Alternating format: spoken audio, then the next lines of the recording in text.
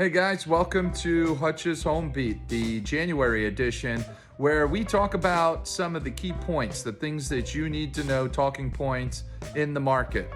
Let's get to it.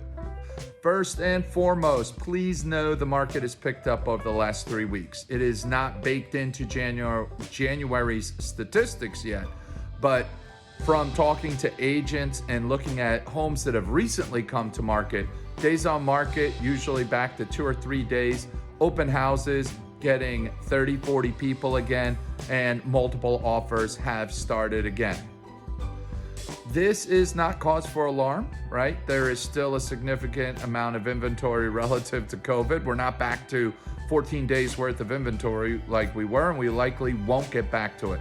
Just remember, pre-COVID, we were about 2 months to 3 months worth of inventory, and that's where we're at now, 2.1 months of inventory, keeping in mind that about 0.5 months of that is homes that nobody will probably ever buy, right? They'll just fade off the market.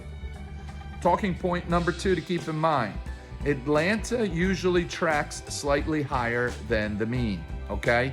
So the national mean. You're going to hear a lot of stories about, the housing collapse. National media knows that they cannot get you to pay attention to their article or their news story if it isn't alarming you in some way. So generally they quote something happening in a major market like San Francisco that was very overblown, went up far more during COVID than Atlanta, and of course is coming down more as they revert to the mean. Atlanta tracks slightly higher than the mean. We, in fact, are expected to be one of the strongest markets, if not the strongest market in the country this year.